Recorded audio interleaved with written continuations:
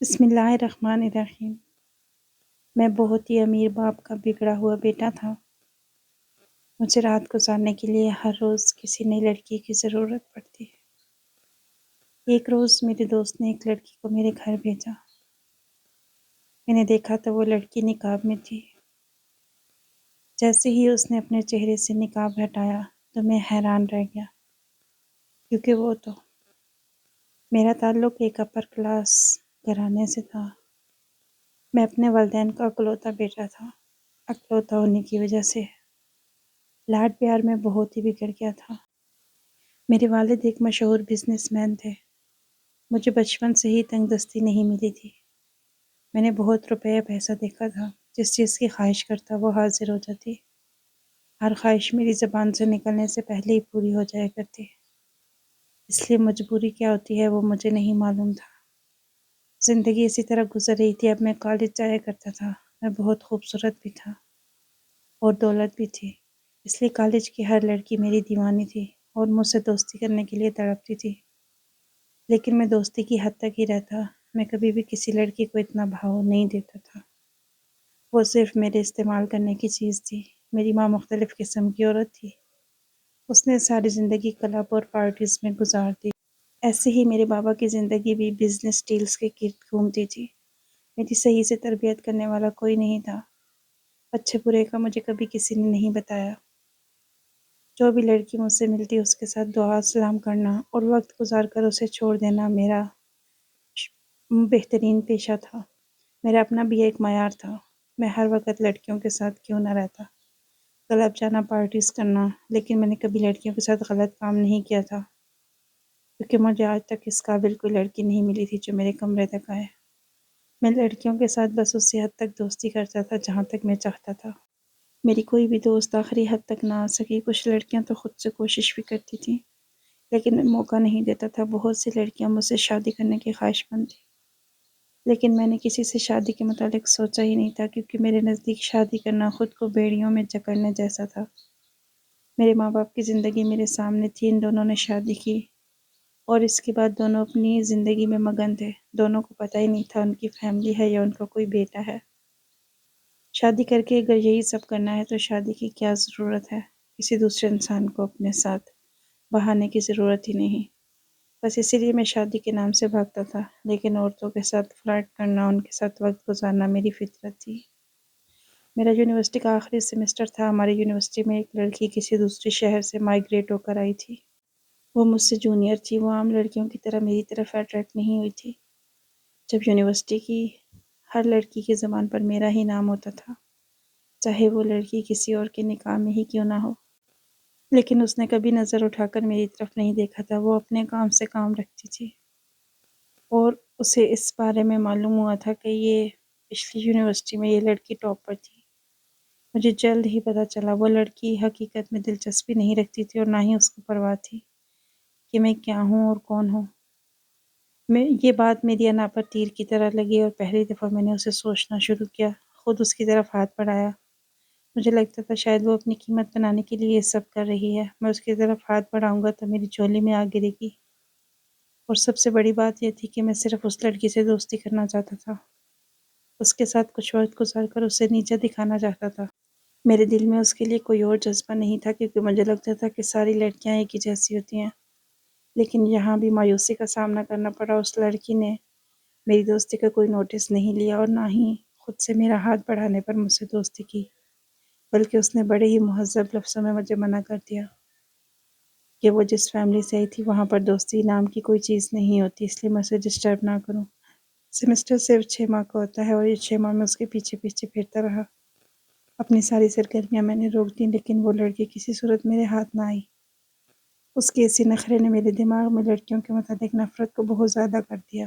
University کے ختم ہونے کے بعد بھی میں اکثر یونیورسٹی جاتا رہتا اور ہمیشہ اسی لڑکی کو تنگ کرتا، کیونکہ وہ لڑکی میری ضد بن چکی تھی۔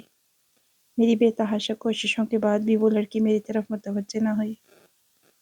کچھ ماہ بعد میں انٹرنشپ کرنے کی وجہ سے مصروف ہو گیا اور یونیورسٹی کا چکر نہ لگا سکا۔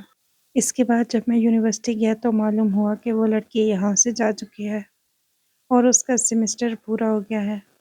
اس کے بعد وہ لڑکی اس دنیا کے بیچ میں کھو گئی۔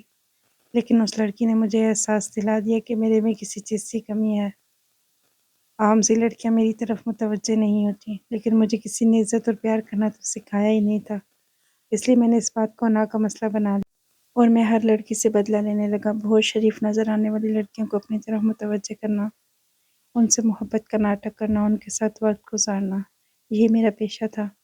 اسی دوران میرے ماں باپ مر چکے تھے، سارا بزنس میرے ہاتھوں میں تھا، مجھے کوئی روکنے ٹوکنے والا نہیں تھا۔ میری ہر رات تقریباً نئی سے نئی لڑکی کے ساتھ گزرتی تھی، لیکن وہ ہمیشہ شریف گھرانے کی لڑکیاں ہوتی تھیں۔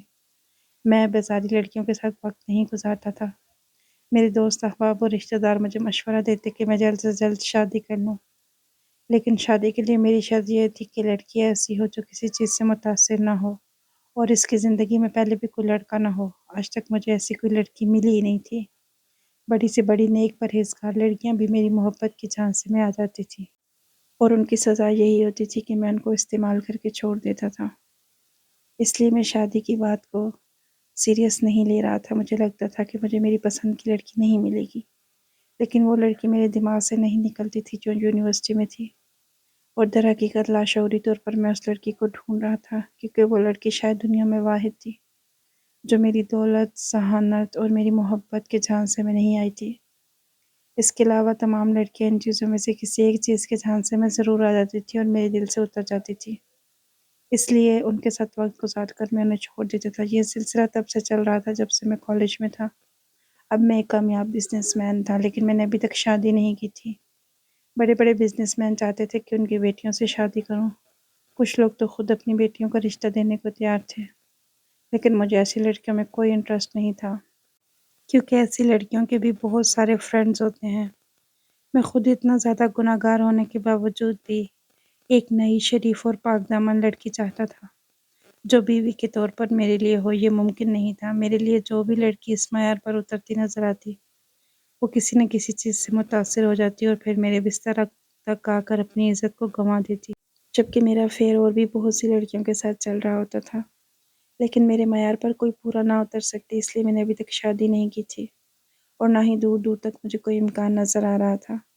میرے بہت سے دوست میری اس عادت کے بارے میں جانتے تھے کہ میری ہر رات ایک نئی لڑکی کے ساتھ گزرتی ہے، اور جس دن میرے پاس کوئی ایسی لڑکی نہ ہوتی، میرے دوست کوئی نہ کوئی لڑکی ارینج کر دیتے، لیکن وہ میری شرط جانتے تھے کہ مجھے طوائف قسم کی لڑکیاں نہیں چاہیے۔ اور اب چونکہ میں اس کام میں کافی ایکسپرٹ ہو چکا تھا، دوستوں کے حلقے میں مجھے شکاری سمجھا جاتا تھا، اس لیے جب لڑکی کسی اور کے جھانسے میں نہ آتی تو وہ مجھے چیلنج کے طور پر دی جاتی کہ اس کے ساتھ رات گزار کر دکھاؤ۔ میں اکثر چیلنج جیتا تھا۔ میں ایسے ہی گناہوں سے بھری زندگی جی رہا تھا اور اپنی اس زندگی پر خوش اور مطمئن تھا، کیونکہ میرا حلقہ احباب بھی میرے جیسا تھا۔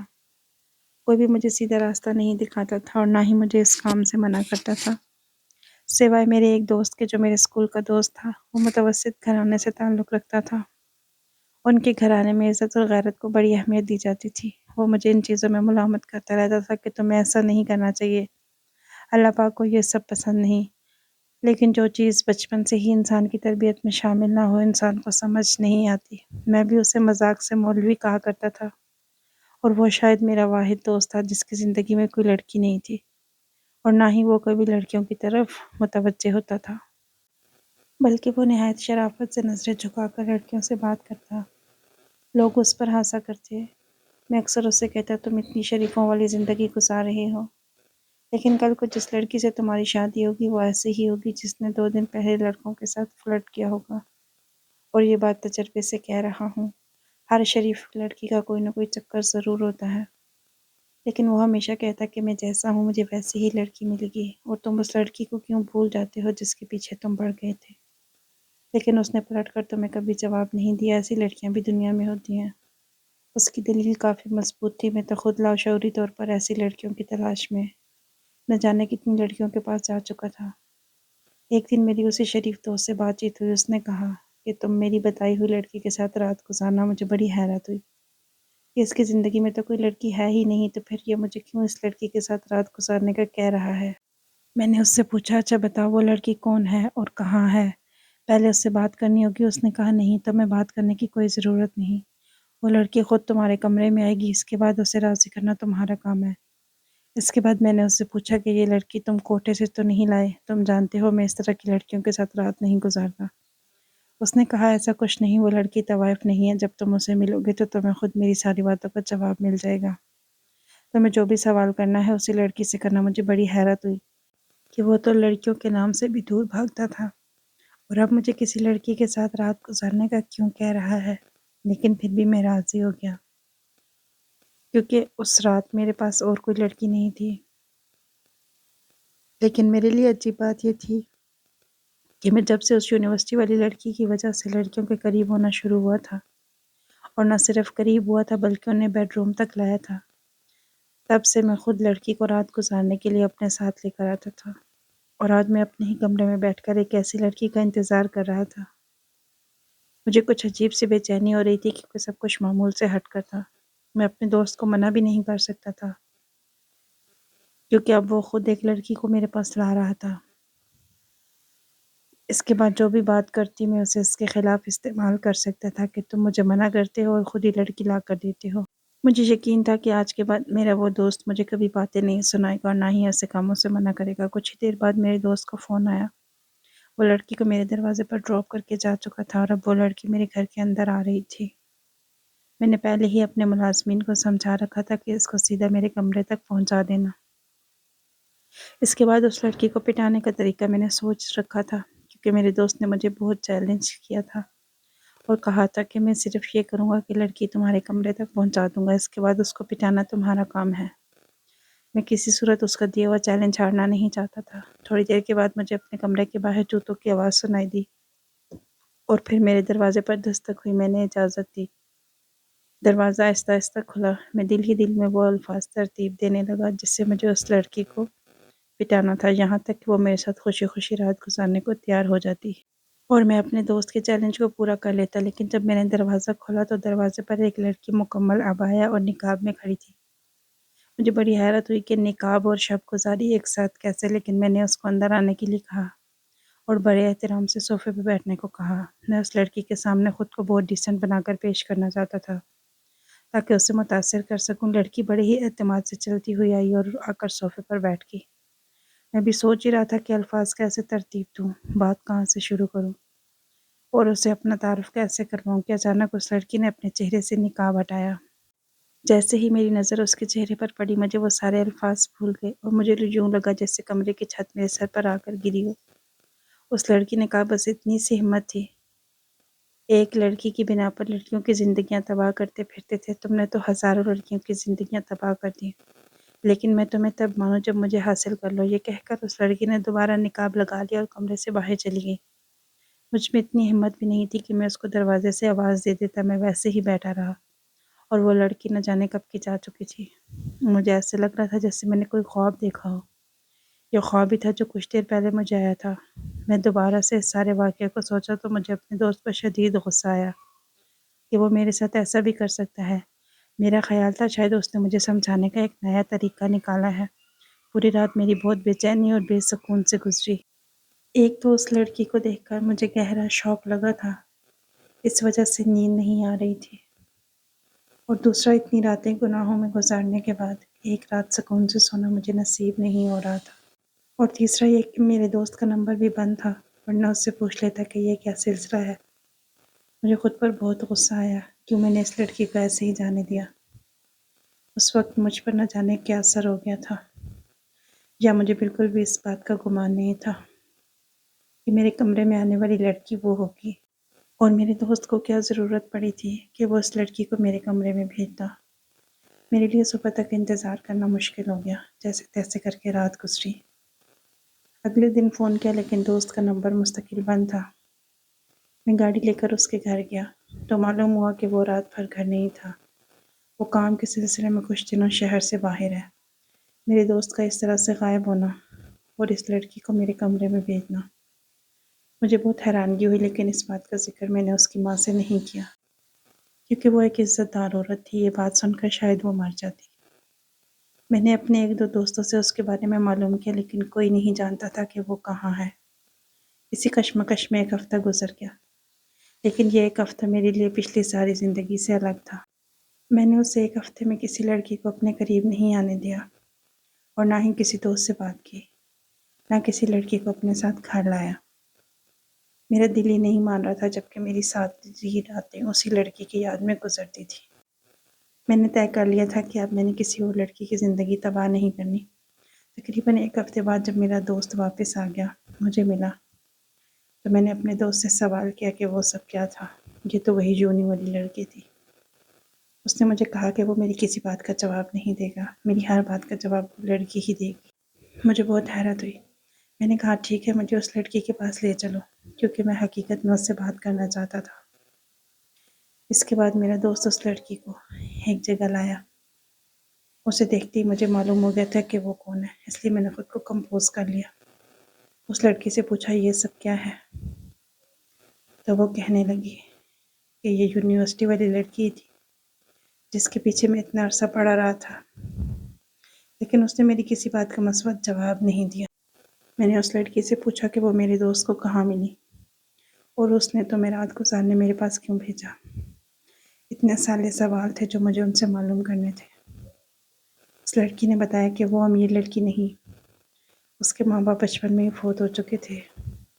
وہ اپنے ماموں مامی کے گھر رہتی تھی، مامی اسے دیکھنا پسند نہیں کرتی تھی۔ وہ یونیورسٹی تک اپنی محنت کے بل بوتے پر پہنچ گئی۔ اس کے ماموں کی پوسٹنگ ہوئی تو وہ یہاں ان کے ساتھ آئی تھی۔ یونیورسٹی میں مائیگریشن کروائی تھی، اور پہلی دفعہ یونیورسٹی کی لڑکیوں کی طرح میں بھی تمہاری شخصیت اور ذہانت سے متاثر ہوئی تھی۔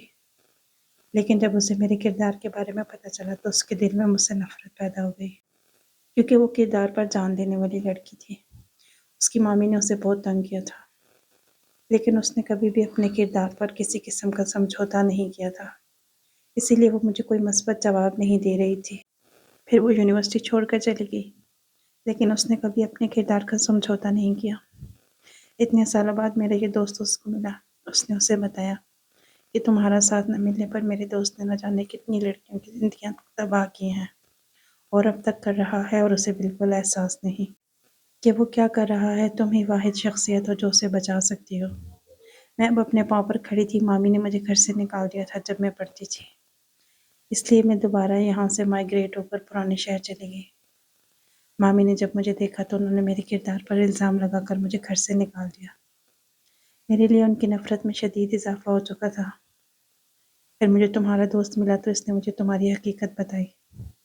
مجھے لگا کہ باقی سب لڑکیوں کو تمہارے شر سے بچانا چاہیے، اسی لیے اس رات میں تمہارے کمرے میں گئی تھی۔ تمہیں کیا لگتا ہے کہ ساری لڑکیاں ایک جیسی ہوتی ہیں، لیکن سبھی لڑکیاں ایک جیسی نہیں ہوتی۔ ہم لڑکیاں اپنی عزت پر اور کردار پر سمجھوتا نہیں کرتی۔ اگر تمہیں ایسا لگتا ہے کہ لڑکیاں تمہاری دولت اور وجاہت کی وجہ سے تمہارے پیچھے بھاگتی ہیں، تو تم نے لڑکیوں کو محبت کا جھانسا دیا ہے۔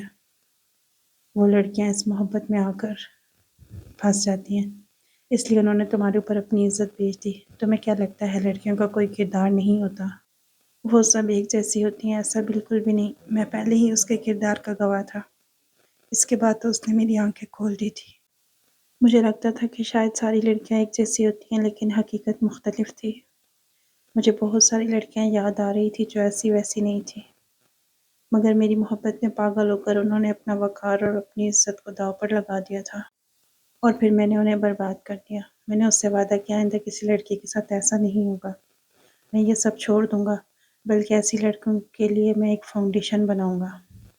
میں نے اس کو اپنے دوست کے سامنے پروپوز بھی کیا، لیکن اس نے بتایا کہ وہ دونوں پہلے ہی شادی کا فیصلہ کر چکے ہیں، اور میرے دوست کے والدین کو بھی کوئی اعتراض نہ تھا۔ ان دونوں نے مجھ سے کہا کہ مجھے ایک دن ضرور ایسی لڑکی ملے گی جو مجھے ہر لحاظ سے سنبھالے گی۔ میرا وہ دوست کہنے لگا میں اس لڑکی سے بہت پہلے سے محبت کرتا تھا۔ میں جانتا تھا کہ اس کی زندگی میں کوئی نہیں، اور اس سے محبت مجھے اس کے کردار کی وجہ سے ہوئی تھی۔ میں جو کہتا تھا کہ وہ لڑکی میری ضد ہے، وہ میری ضد سے میری محبت کیسے بنی مجھے خود بھی معلوم نہ ہوا۔ اس بات کا ادراک مجھے اس رات ہوا جب وہ میرے کمرے میں آئی۔ میں یہ بات خود سے بھی چھپاتا رہا تھا۔ اب ان دونوں کی خوشی کے لیے میں نے اس بات کو اپنے اندر دفن کر دیا اور خوشی خوشی ان دونوں کی شادی کروا دی۔ اس کے بعد میں ساری زندگی شادی تو نہیں کر سکا، لیکن کسی اور لڑکی کی عزت کو داغدار بھی نہیں کیا، کیونکہ وہ ایک لڑکی مجھے بہت بڑا سبق سکھا گئی تھی۔ آج کی کہانی آپ کو کیسی لگی کمنٹ کر کے ضرور بتائیے گا۔ ویڈیو اچھی لگی تو لائک اور شیئر کیجیے گا۔ اگلی ویڈیو تک کے لیے اللہ حافظ.